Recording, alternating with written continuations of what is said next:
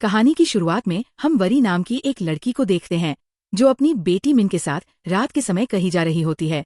दोनों खेलते खेलते आगे बढ़ रहे होते हैं और इसी दौरान हमें पता चलता है कि वरी लगातार किसी की कॉल को अनदेखा कर रही है। रास्ते में वरी अपनी बेटी मिन से कहती है, चलो एक नया गेम खेलते हैं। मैं 10 तक गिनूंगी और तुम्हें छिप जाना है, फिर मैं तुम्हें ढूंढूंगी। जैसे ही वरी गिनती शुरू करती है, मिन छिप जाती है। इस बीच वरी एक पेट्रोल पंप पर पहुंचती है और अपनी कार का टैंक फुल करवाने लगती है। साफ जाहिर होता है कि उसने मिन को चालाकी से छिपाया है, लेकिन क्यों, ये अब तक स्पष्ट नहीं होता। जब वह एक दुकान से खाने पीने का सामान लेने जाती है तो वो जानबूझकर सीसीटीवी कैमरों से बचने की कोशिश करती है, जिससे ये आभास होता है कि वह किसी से छिप रही है या किसी मुसीबत से बचने की कोशिश कर रही है। जब वरी वापस कार में बैठती है तो उसे एहसास होता है कि मिन गायब है। ये देखकर वो घबरा जाती है, लेकिन तभी मिन अचानक साइड से आकर उसे चौंका देती है। उसे देखकर वरी को राहत मिलती है और फिर वह अपना सफर जारी रखती है। अब तक वह काफी लंबा सफर तय कर चुकी होती है। अब वरी को नींद आने लगी थी, जिसकी वजह से वह एक बड़े ट्रक से होने वाले हादसे से बाल बाल बची। इस घटना के बाद उसने फैसला किया कि कार को साइड में लगाकर थोड़ी देर आराम कर लेगी और फिर सफर जारी रखेगी। सुबह उसकी नींद कार की खिड़की पर होने वाली दस्तक से खुलती है और सामने पुलिस को देखकर वह घबरा जाती है, जैसे पुलिस उसे पकड़ने आई हो। लेकिन ऐसा कुछ नहीं था। पुलिस ने उसे सिर्फ ये चेतावनी दी कि ये इलाका सुरक्षित नहीं है, यहाँ डाकू आते हैं, और उसकी किस्मत अच्छी थी कि उसके साथ कुछ गलत नहीं हुआ। पुलिस की बात मानते हुए वो वहाँ से निकल जाती है, लेकिन इस दौरान वह इस बात का ध्यान रखती है कि कहीं पुलिस उसका पीछा तो नहीं कर रही। फाइनली वह अपनी माँ के घर पहुँचती है, जो एक वीरान और सुनसान इलाके में स्थित था। वहाँ आकर वरी पुरानी यादों में खो जाती है, खासकर अपने बचपन की। उसे याद आता है कि उसकी माँ ने उसकी हाइट नापने के लिए दीवार पर एक निशान लगाया था। जब मिन उस निशान के पास खड़ी होती है तो पता चलता है कि वह अब उतनी ही लंबी हो चुकी है जितनी वरी कभी हुआ करती थी। इसके बाद दोनों अपने अपने कामों में लग जाते हैं। इसी दौरान हमें छुपकर ये भी दिखाया जाता है कि वरी के बैग में एक रिवॉल्वर छुपी हुई है। अचानक दरवाजे पर दस्तक होती है, जिससे वरी चौंक जाती है। घबराते हुए वो डर कर दरवाजा चेक करने के लिए आगे बढ़ती है। दरवाजा खोलने से पहले वरी ने मिन को हिदायत दी थी कि वह पर्दे बिल्कुल भी न हटाए। जब उसने दरवाजा खोला तो सामने घर के केयरटेकर खड़े थे। ये देखकर उसे राहत मिली। उनका नाम वनीत था, जो बचपन से ही इस घर की देखभाल कर रहे थे और वरी की माँ के ड्राइवर भी रह चुके थे। वरी ने उनसे कुछ जरूरी सामान मंगवाया था, जिसे देने के बाद वनीत ने कहा, अगर आपको किसी भी चीज की जरूरत हो तो मेरा घर पास में ही है, मुझे बेझिझक बुला लेना। वनीत जाने ही वाले थे कि तभी उन्होंने वरी के कमरे के पर्दे हटे हुए देखे। ये देखकर वरी भी चौकन्नी हो गई। वह तुरंत कमरे में भागी और मिन को डांटने लगी, मैंने तुम्हें पर्दे हटाने से मना किया था, फिर भी तुमने ऐसा क्यों किया? लेकिन मिन ने साफ इनकार कर दिया। उसने कहा, माँ, मैंने पर्दे नहीं हटाए, मैं झूठ नहीं बोल रही। मगर वरी को उसकी बातों पर भरोसा नहीं हुआ। लेकिन अगर मिन ने पर्दे नहीं हटाए तो फिर किसने? ये सवाल अब वरी को परेशान करने लगा। इसके बाद वह अपना सामान संभालने लगती है। तभी खाना खाने के बाद वरी और मिन टीवी देखने के लिए बैठ जाते हैं। लेकिन जैसे ही टीवी ऑन होता है, उसमें एक अजीबोगरीब साया नजर आता है। ये देखकर मिन डर जाती है और तभी अचानक टीवी अपने आप बंद हो जाता है। उसी वक्त मौसम भी खराब होने लगता है। वरी को भी हल्का सा डर महसूस होता है, लेकिन वह मिन को ये जाहिर नहीं होने देती और उसे लेकर सोने चली जाती है। कमरे में जाने से पहले वरी और मिन को एक लॉक लगा हुआ कमरा दिखता है। जब मिन उत्सुकता से इसके बारे में पूछती है तो वरी थोड़ा हिचकिचाते हुए कहती है, मुझे भी नहीं पता, क्योंकि मैंने कभी इस कमरे में कदम नहीं रखा। इसके बाद दोनों सोने चले जाते हैं। अगले दिन रात के खाने के दौरान अचानक घर की लाइटें झपकने लगती हैं, जिसे देखकर मिन घबरा जाती है और चीख उठती है। वरी को लगता है कि मिन अंधेरे से डर रही है, लेकिन तभी उसे याद आता है कि घर में एक जनरेटर भी है। वह मिन को साथ लेकर जनरेटर चालू करने जाती है। वहां पहुंचकर उसे एहसास होता है कि यह कोई आम जनरेटर नहीं, बल्कि किसी मिल को बिजली सप्लाई करने जितना बड़ा था। लेकिन इतने सालों बाद भी बस एक बटन दबाते ही वह चालू हो जाता है और पूरे घर में रोशनी वापस आ जाती है। अब रात शांतिपूर्वक गुजरने लगती है। अगली सुबह मिन और वरी खेलना शुरू कर देते हैं। वे छुपन छुपाई खेल रहे होते हैं। वरी बिस्तर के नीचे छुप जाती है और मिन को उसे ढूंढना था। मिन उसी कमरे में आती है, लेकिन बिना बिस्तर के नीचे देखे ही वापस चली जाती है। वरी उसे सरप्राइज देने के लिए बाहर निकलती है और उसके पीछे जाती है, लेकिन तभी देखती है कि मिन ने खेलना छोड़ दिया है और ड्राइंग कर रही है। चौंकाने वाली बात यह थी कि मिन ने एक अजीब सा मास्क पहना हुआ था। ये मास्क उसके पास कहाँ से आया? इस बारे में वरी सोच भी नहीं पाती कि तभी अचानक मिन उसके पास आकर उसे पकड़ लेती है। वरी चौंक जाती है क्योंकि उसने देखा कि मिन तो उसके सामने खड़ी है, लेकिन कुर्सी पर भी वही बैठी थी। आखिर वो दूसरी मिन कौन थी? क्या यह सिर्फ उसका भ्रम था, या फिर इस घर में सच में कोई आत्मा थी? वरी इन सब चीजों को नजरअंदाज करने की कोशिश करती है, लेकिन रात होते ही एक और खौफनाक घटना हो जाती है। मिन को अचानक एक डरावनी परछाई दिखती है, जिससे वो इतना डर जाती है कि अब इस घर में नहीं रहना चाहती। वो बुरी तरह सहम चुकी थी और वरी भी ये देखकर परेशान हो जाती है, लेकिन उसके पास कोई और विकल्प नहीं था। वरी मिन को मुश्किल से समझाती है कि वे अपने डैड के घर नहीं जा सकते, क्योंकि अब वो घर उनका नहीं रहा। उनके पास सिर्फ यही घर है और उन्हें यही रहना होगा। अगली सुबह वरी और मिन फिर से खेलने लगते हैं। इसी दौरान वरी को फिर से वही मास्क पहनी हुई छोटी लड़की दिखती है। उसे लगता है कि यह कोई बाहरी लड़की होगी, लेकिन जब वो उसे चेक करने जाती है तो लड़की अचानक भागने लगती है। वरी उसका पीछा करती है, लेकिन देखते ही देखते वह लड़की गायब हो जाती है। अब वरी पूरी तरह से उलझ चुकी थी। आखिर ये लड़की कौन थी? तभी अचानक मिन के चीखने की आवाज आती है। सब कुछ छोड़कर वरी दौड़ती हुई मिन के कमरे की ओर भागती है, लेकिन दरवाजा बंद था और खुल नहीं रहा था। जब वरी ने पूरी ताकत से धक्का दिया तो दरवाजा खुला, और जो उसने अंदर देखा वो बेहद डरावना था। मिन का पूरा कमरा हवा में लटक रहा था, सारा फर्नीचर में तैर रहा था। वरी घबरा जाती है, लेकिन कमरे में मिन कहीं नहीं दिखती। असल में मिन डर के मारे अलमारी में छुप गई थी, लेकिन वरी को ये नहीं पता था। तभी अचानक अलमारी के दरवाजे भी जोर से बंद हो जाते हैं और कमरे का सारा सामान जोरदार आवाज के साथ जमीन पर गिर जाता है। वरी घबराकर मिन को पुकारने लगती है, लेकिन कोई जवाब नहीं आता। वह घर के हर कोने में उसे खोजती है, अलमारी तक खोलकर देखती है, लेकिन मिन कहीं नहीं थी। घबराहट में वह टॉर्च लेकर जंगल की ओर भी चली जाती है, लेकिन वहां भी मिन का कोई सुराग नहीं मिलता। आखिरकार थक हारकर वो पुलिस को फोन करने का फैसला करती है। पुलिस आने के बाद इंस्पेक्टर ने सबसे पहले घर की स्थिति पर ध्यान दिया। उसने देखा कि घर की एंट्रेंस पर टाइलें टूटी हुई थी और ऊपर झूमर भी गिरा हुआ था। ऐसा लग रहा था जैसे झूमर गिरने की वजह से टाइलें टूटी हों। अब इंस्पेक्टर ने वरी से पूछताछ शुरू की। वरी ने उसे पूरी रात हुई घटनाओं के बारे में बताया, कैसे उसे एक रहस्यमयी बच्ची दिखी, कैसे मिन अचानक गायब हो गई और मिन के कमरे का सारा फर्नीचर हवा में था। लेकिन इंस्पेक्टर को वरी की कहानी पर यकीन नहीं हुआ।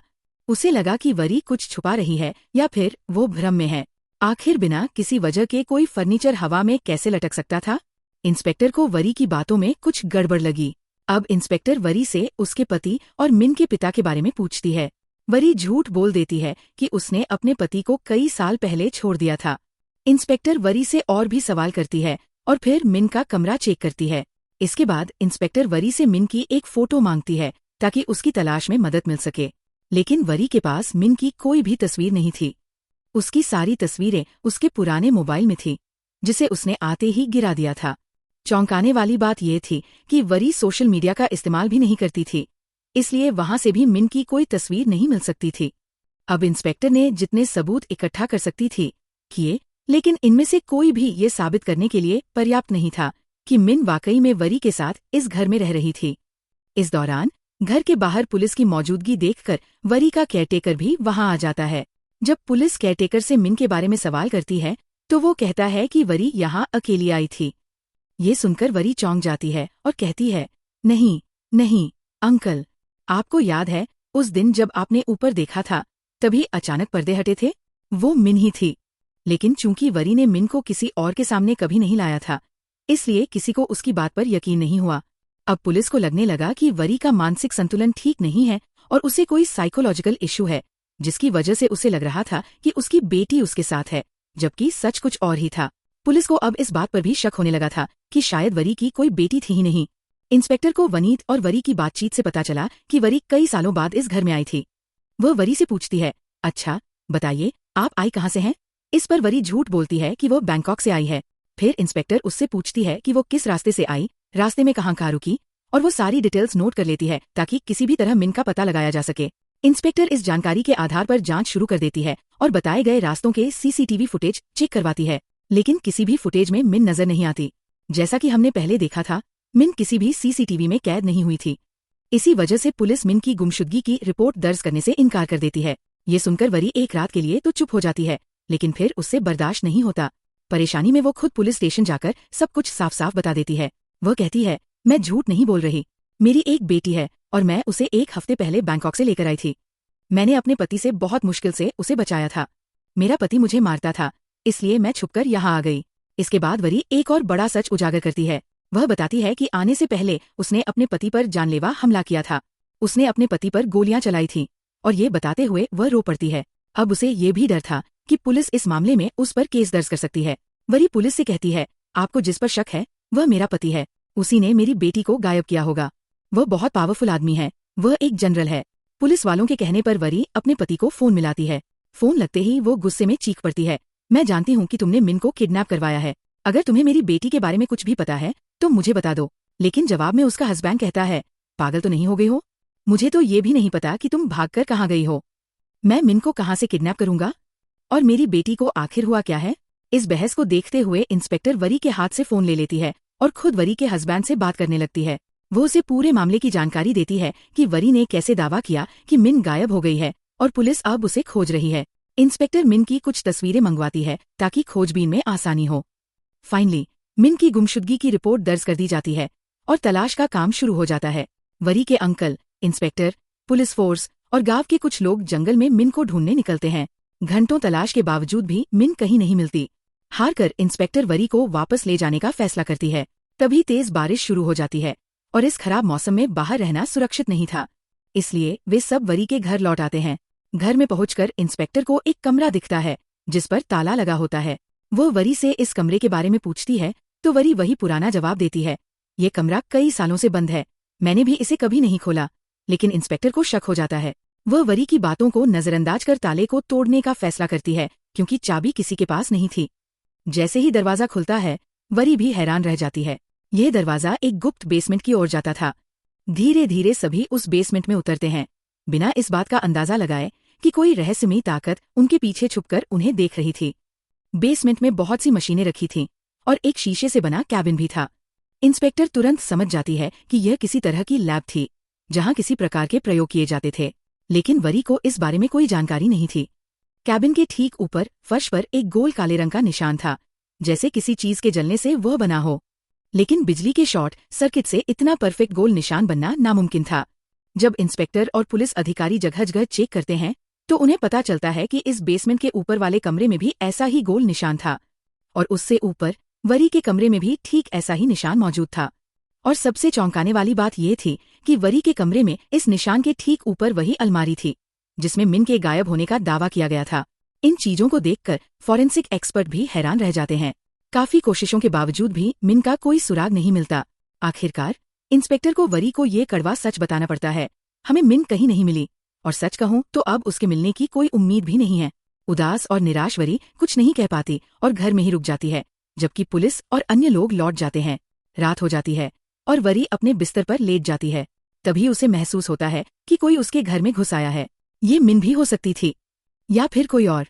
डरते हुए वह इंस्पेक्टर को कॉल कर देती है और बताती है कि घर में कोई है। वह अपने हाथ में गन लेकर धीरे धीरे पूरे घर की जांच करने लगती है।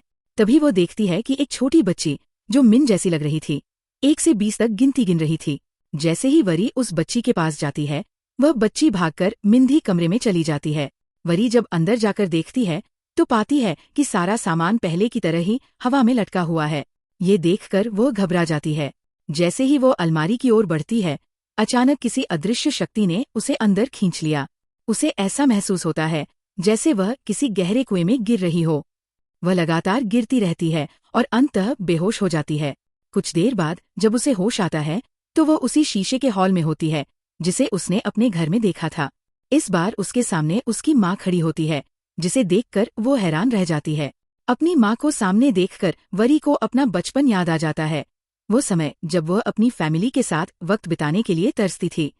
अब कहानी 1991 के समय में चली जाती है। हम वरी के बचपन की झलक देखते हैं। वह बहुत उत्साहित होती है क्योंकि आज उसे अपनी माँ और डैड के साथ सैर पर जाना है। लेकिन दुर्भाग्य से उसकी माँ को साइट से एक कॉल आती है जिससे पता चलता है कि डैम में कोई गड़बड़ी हो गई है। इस कारण उसे तुरंत वहां जाना पड़ता है और एक बार फिर वरी की सैर का प्लान रद्द हो जाता है। यहाँ खुलासा होता है कि वरी की माँ एक इंजीनियर थी। लोगों की बातचीत से पता चलता है कि वे पिछले 35 बार से अपने प्रोजेक्ट में असफल हो चुके हैं, लेकिन इसके बावजूद उनमें उम्मीद कायम है। वे अपनी मशीन को दोबारा चालू करते हैं और तभी कुछ अजीब घटित होता है।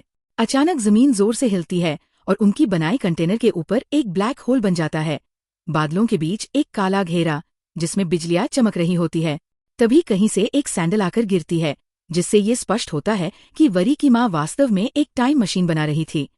ये सैंडल किसी अन्य टाइमलाइन से आया था।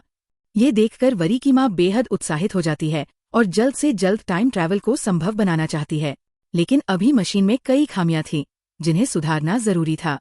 जैसे ही वरी की माँ प्रयोगशाला से बाहर निकलती है, वह देखती है कि उसकी फैमिली का मूड खराब है। वह बार बार अपने परिवार के साथ वक्त बिताने का वादा करती है, लेकिन हर बार उनका प्लान रद्द हो जाता है। इस बार भी उसके पति उससे नाराज होते हैं, जिससे परिवार में तनाव और बढ़ जाता है। योग फैमिली की जिम्मेदारियां वरी पर थीं, लेकिन उसकी माँ के पास उसके लिए समय नहीं था। गुस्से में उन्होंने कह भी दिया, मेरे पास वरी को पालने का समय नहीं है। ये बात वरी ने सुन ली और इससे उसका दिल टूट गया। इस बात की भरपाई करने के लिए अगली सुबह वरी की माँ ने उसके साथ एक ट्रिप प्लान की, लेकिन रास्ते में भी उनका पूरा ध्यान अपने टाइम मशीन वाले एक्सपेरिमेंट पर था। इसी को लेकर उनके और उनके पति के बीच बहस हो गई। बहस इतनी बढ़ गई कि गुस्से में वरी की माँ ने स्टीयरिंग व्हील को जोर से पकड़ लिया, गाड़ी को अचानक सड़क के किनारे रोक दिया और उतर गई। वरी पीछे से चिल्लाती रही, माँ मत जाइए, मत जाइए, लेकिन उन्होंने कोई ध्यान नहीं दिया। जैसे ही वरी की माँ गाड़ी से बाहर निकली, पीछे से एक ट्रक ने आकर उनकी कार को टक्कर मार दी। इस भयानक हादसे में वरी और उसके पिता की मौत हो गई। यहीं पर फिल्म का सबसे बड़ा ट्विस्ट सामने आता है। जिस वरी को हम अब तक देख रहे थे, वो तो 1991 में ही मर चुकी थी। ये हादसा 14 मार्च 1991 को हुआ था। इस घटना ने वरी की माँ को अंदर तक तोड़ दिया। वह इस सदमे से कभी बाहर नहीं आ सकी और हर रोज बस यही तारीख दोहराती रहती, 14 मार्च, 14 मार्च, मुझे वापस जाना है। उनके बस में होता तो वो समय में पीछे जाकर उस दिन को रोक लेती, जब उनकी बेटी और पति उनसे बिछड़ गए थे। वरी की माँ कभी इस दुख से उबर नहीं पाई। मानसिक रूप से टूट चुकी, उन्हें साइकेट्रिस्ट से इलाज भी मिल रहा था, लेकिन उन्होंने खुद को इस हादसे का गुनहगार मान लिया था। हालात इतने बिगड़ गए कि उन्होंने आत्महत्या करने का फैसला कर लिया। लेकिन ठीक उसी समय अचानक उनके सामने एक वार्म होल बन गया। ये देखकर वो बुरी तरह डर गई और उनका सैंडल उस वार्म होल में गिर गया। इसी के साथ कहानी एक नई टाइमलाइन में चली जाती है। 14 मार्च 1991 के कुछ दिन पहले, उसी दिन जब पहली बार उनकी टाइम मशीन पर ये वार्म होल बना था और जब उन्होंने देखा था कि अचानक एक सैंडल उनके पास आकर गिरा था, उस दिन उन्हें लगा था कि उनकी टाइम मशीन अब काम करने लगेगी। अब अतीत की ओर देखते हुए उन्हें सब कुछ याद आ जाता है। ये वही जगह थी जहां से ये सब शुरू हुआ था। यहीं पर पहली बार टाइम मशीन सही से काम करने लगी थी। उन्हें एक नई उम्मीद मिलती है। अगर वो टाइम मशीन से अतीत में जाकर ये हादसा रोक सकें, तो शायद सब कुछ बदल सकता है। इसके बाद उन्होंने पूरी ताकत लगा दी और एक बार फिर टाइम मशीन पर काम करना शुरू किया। अनगिनत कोशिशों के बाद आखिरकार उन्होंने टाइम मशीन बना ही ली। अब उनके सामने सबसे बड़ा सवाल था, क्या वह 14 मार्च 1991 में लौट पाएंगी? जैसे ही उन्होंने समय में पीछे जाने की कोशिश की, मशीन एक अचानक बंद हो गई। उनकी सारी उम्मीदें टूट गईं और इसी के साथ वो पागल हो गई। नाकामयाबी को सहना अब वरी की माँ के लिए नामुमकिन हो गया था। गुस्से और हताशा में उन्होंने अपनी सारी भावनाएं टाइम मशीन पर निकाल दी। उन्होंने जोर जोर से मशीन पर हाथ मारा, सिस्टम को धक्का दिया और फिर अचानक जाने अनजाने में कोई ऐसा बटन दब गया जिससे टाइम मशीन दोबारा चालू हो गई। जैसे ही मशीन चालू हुई, उसके ऊपर एक और वर्महोल बन गया और फिर एक झटके में वह 1991 की उसी रात में लौट गई जिस दिन वरी गायब हो गई थी। अब ये साफ हो गया कि उस दिन वरी अचानक गायब नहीं हुई थी, बल्कि वह एक टाइम वर्महोल में समा गई थी, जो 2024 की टाइमलाइन को 1991 से जोड़ रहा था। वरी की माँ को अचानक एक बच्ची दिखती है जो हूबहू वरी जैसी लग रही थी। उसकी मासूमियत देखकर उन्हें महसूस हुआ कि अगर वरी नहीं रही तो कम से कम इस बच्ची को बचाया जा सकता है। यही सोचकर उन्होंने उसे अपनी बाहों में भर लिया। बच्ची बेहद डरी हुई थी, लेकिन कुछ ही देर में वह माँ की गोद में सो गई। जब बच्ची की आँख खुली तो उसने महसूस किया कि वह किसी और समय में पहुंच चुकी थी, लेकिन घर का माहौल बिल्कुल पहले जैसा था। वरी की माँ ने उसे अपनी बेटी मान लिया और उसकी तलाश करने लगी, पर असली वरी कहीं नहीं थी। जब वो उसे पुकारने लगी तो खुद को रोक नहीं पाई और फूट फूट कर रो पड़ी। यहीं हमें एक भावुक दृश्य देखने को मिलता है। वरी की माँ उस बच्ची को संभालती है, उसे प्यार करती है, ठीक वैसे ही जैसे उन्होंने कभी वरी को नहीं किया था। अब वह अपनी पुरानी गलतियां दोहराने के लिए तैयार नहीं थी। वह उसे इग्नोर बिल्कुल नहीं करने वाली थी। तभी हमें एक और पुराना किरदार देखने को मिलता है, वरी की माँ का ड्राइवर। वह बच्ची को देखकर पूछता है, मैडम, ये कौन है? वरी की माँ झिझकते हुए झूठ बोलती है, ये मेरी रिश्तेदार की बेटी है, मैंने इसे अडॉप्ट कर लिया है। इसके बाद वो बच्ची के साथ शॉपिंग करती है, उसे पार्क में ले जाती है, उसे सैर करवाती है और हर वह चीज करती है जो वो कभी वरी के साथ करना चाहती थी लेकिन नहीं कर पाई थी। धीरे धीरे सब कुछ सामान्य लगने लगा। बच्ची भी इस नई दुनिया में खुश रहने लगी और वरी की माँ भी। लेकिन कहीं न कहीं वरी की माँ के दिल में अब भी अपनी असली बेटी और पति की यादें जिंदा थी। फिर एक दिन एक अजीब घटना होती है। वरी की माँ बच्ची के साथ छुपन छुपाई खेल रही थी, लेकिन खेल के दौरान बच्ची अचानक गायब हो गई। दरअसल खेलते खेलते वो फिर से अपनी असली टाइमलाइन में लौट गई थी। वह सीधा अलमारी के पीछे छिपी और जैसे ही उसने पीछे मुड़कर देखा, वहां वरी खड़ी थी। अब सारी सच्चाई हवा में लटकी हुई थी। वरी ने अपनी आंखों से देखा था कि मिन अलमारी के अंदर गई थी। उसे यकीन नहीं हुआ, इसलिए जब उसने खुद अलमारी खोली और अंदर झांका तो अचानक वह भी उसी टाइमलाइन में पहुंच गई, 1991 में। अब हमें वही जगह दिखाई जाती है जहां ग्लास बॉक्स के अंदर वरी को होश आता है। उसकी आंखें खुलती हैं, सामने उसकी माँ खड़ी है। लेकिन ये देखकर वरी सदमे में आ जाती है। उसे खुशी भी महसूस हो रही थी और डर भी। लेकिन दूसरी तरफ वरी की माँ उलझन में थी। उनके लिए ये लड़की अजनबी थी। ना उन्होंने इसे पहले कभी देखा था, ना ही वे इसे पहचानती थी। फिर ये लड़की उन्हें मॉम क्यों कह रही थी? वरी को लगा कि वह किसी पैरेलल वर्ल्ड में आ गई है जहां उसकी माँ मौजूद है और ये उनका एक नया रियूनियन है। लेकिन तभी वरी अपनी पॉकेट से एक गन निकालती है। ये देखकर वरी की माँ घबरा जाती है। वो वरी से गन नीचे रखने के लिए कहती है। अब हम फिर से प्रेजेंट टाइमलाइन 2024 में आ जाते हैं। पुलिस इंस्पेक्टर वरी के घर पहुंच चुके हैं। उन्होंने पूरा घर छान मारा, जंगल तक देख लिया, लेकिन वरी का कोई नामो निशान नहीं था। तलाशी के दौरान पुलिस को घर से बहुत सारा कैश और एक पिस्टल मिलती है। इससे साफ हो जाता है कि वरी खुद से नहीं भागी थी, बल्कि गायब कर दी गई थी। फिर कहानी 1991 में लौटती है। वरी की माँ वरी के हाथ से गन छीनकर उसे उसी कांच के मिरर बॉक्स में बंद कर देती है और वहां से चली जाती है।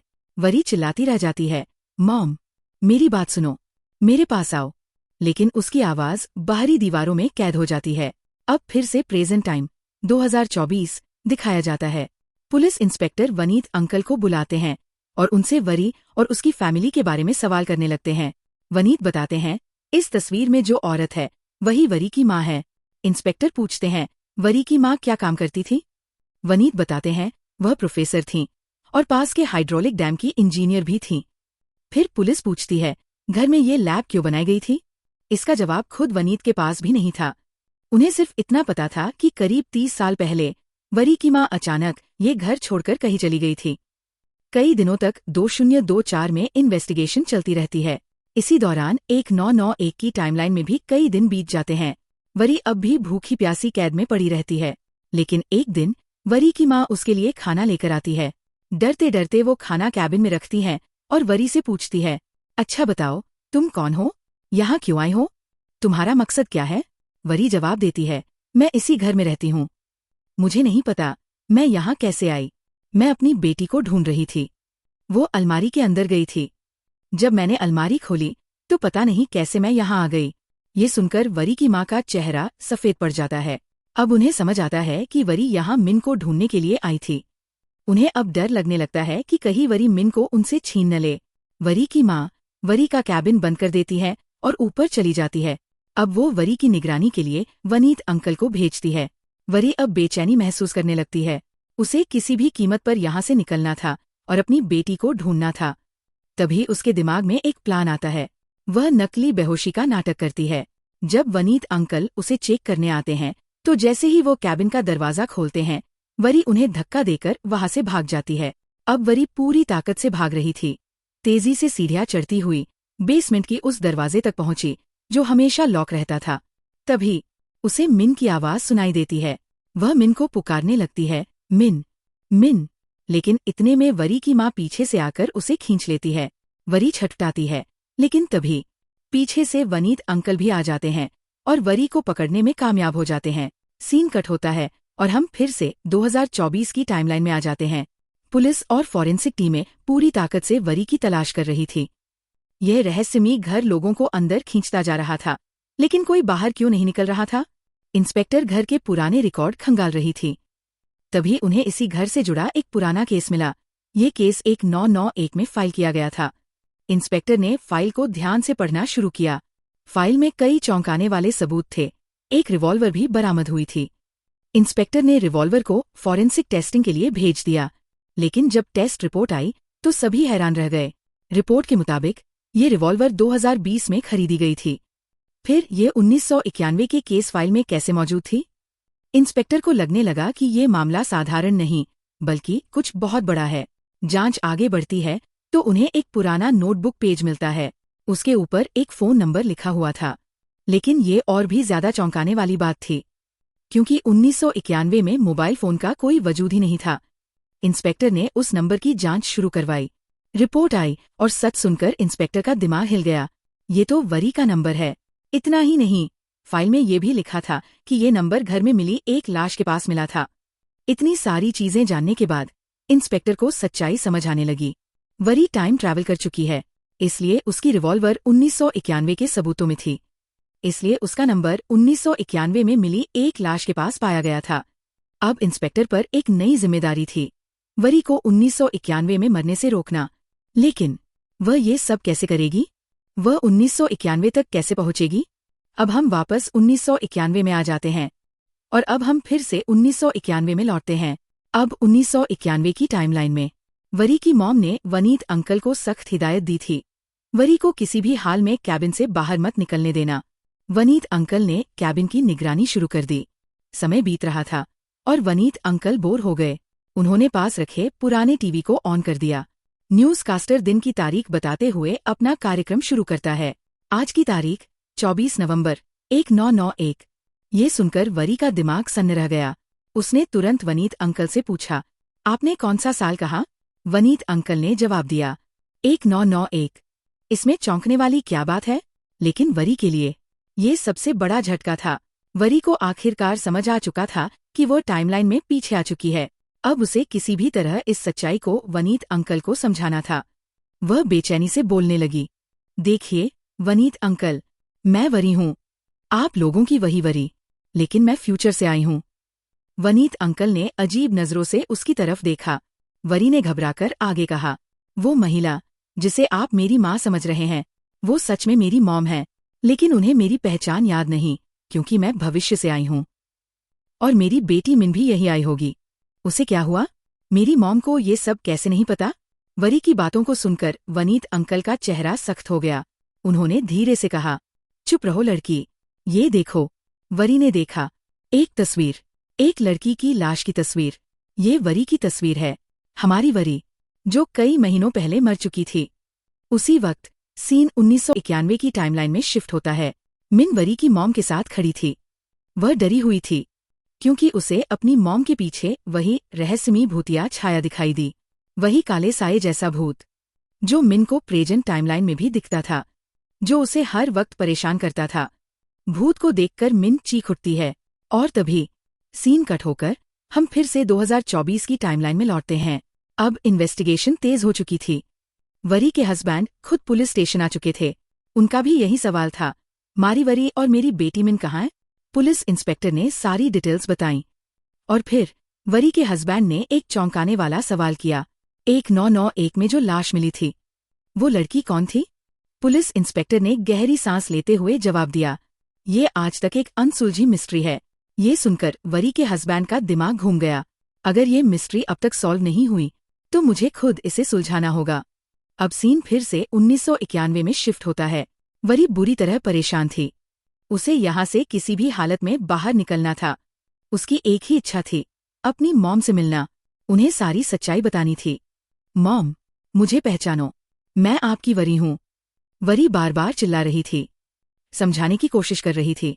वरी को किसी भी हालत में यहाँ से निकलना था, लेकिन वनीत अंकल को उस पर शक हो चुका था। उन्होंने बेसमेंट का दरवाजा लॉक कर दिया और बाहर पहरा देने लगे। वरी अंदर घुटन महसूस कर रही थी। गुस्से में उसने बेसमेंट के स्टूल को उठा लिया और पूरी ताकत से दरवाजे पर दे मारा। धड़ाम! आवाज सुनते ही वनीत अंकल बेसमेंट की तरफ दौड़े, गन निकाल ली। जैसे ही उन्होंने दरवाजा खोला, वरी उन पर कूद पड़ी। आह! वो उन्हें जमीन पर गिरा देती है और वही पड़ा कांच का टुकड़ा उनकी आंख में घोंप देती है। उनकी आंख से खून बहने लगता है। आज भी 2024 में उनकी आंख पर वही निशान देखा जा सकता है। लेकिन वरी उन्हें मारना नहीं चाहती थी, क्योंकि उसका वनीत अंकल से एक लगाव था। वो जल्दी से वहां से निकल गई। वरी अब अपनी बेटी मिन को खोजने लगी। कुछ देर तलाशने के बाद उसे एक कमरे में मिन मिल गई। वो गहरी नींद में थी। मिन! वरी उसके पास पहुंची, लेकिन इससे पहले कि वह उसे उठा पाती, रुको! उसकी मॉम अचानक कमरे में आ गईं। उन्होंने गुस्से में वरी को पकड़कर कमरे से बाहर खींच लिया और रेलिंग के पास धक्का दे दिया। कौन हो तुम? यहाँ क्या कर रही हो? वरी कांपती आवाज में बोली। माँ, मैं वरी हूँ और ये मिन मेरी बेटी है। तुम झूठ बोल रही हो। वरी की माँ गुस्से से चिल्लाई, लेकिन उनके चेहरे पर डर भी था, क्योंकि टाइम मशीन की सच्चाई वो खुद जानती थी। उन्हें लगने लगा कि वरी मिन को उनसे छीन लेगी, इसलिए उन्होंने उसकी बातों पर यकीन करने से इनकार कर दिया। अचानक बस बहुत हुआ। गुस्से में वरी की मॉम ने उसे रेलिंग से जोर का धक्का दे दिया। आहैं! वरी संतुलन खो बैठी और नीचे गिरते हुए सीढ़ियों से टकराई। नीचे पड़ा लैंप उसके ऊपर गिर गया। उसका चेहरा जल उठा। जब लोग वहां पहुंचे, कोई भी उसे पहचान नहीं पाया। ये लड़की कौन है? वरी की लाश बुरी तरह झुलस चुकी थी। उसका चेहरा किसी को नहीं पहचाना रहा था। 2024 पुलिस इन्वेस्टिगेशन। पुलिस इंस्पेक्टर अब तक ये केस समझ नहीं पाई थी, लेकिन जैसे ही उन्होंने 1991 की अज्ञात लाश की तस्वीर देखी, उन्हें सब समझ में आ गया। Oh my God! 1991 में मिली वो अनजान लाश वही वरी थी। कोई भी पहचान नहीं पाया कि ये लाश असल में वरी की थी। कैसे? वो अपने ही अतीत में जाकर मर गई थी। इंस्पेक्टर की आंखों से आंसू बहने लगे। ये कैसे हो सकता है? इतने में वरी के हस्बैंड पुलिस टीम के साथ उसी घर में पहुंच गए। जैसे ही इंस्पेक्टर ने उन्हें देखा, गुस्से से उन पर हमला कर दिया। सब तुम्हारी गलती है। तुम्हारी वजह से वरी की जान गई। वो उन्हें धक्का देकर जमीन पर गिरा देती है। लेकिन वरी के हस्बैंड पूरी तरह कंफ्यूज थे। मुझे कुछ समझ नहीं आ रहा। वरी के साथ हुआ क्या है? इंस्पेक्टर ने गुस्से में उन पर वरी की डेड बॉडी की तस्वीरें फेंक दी।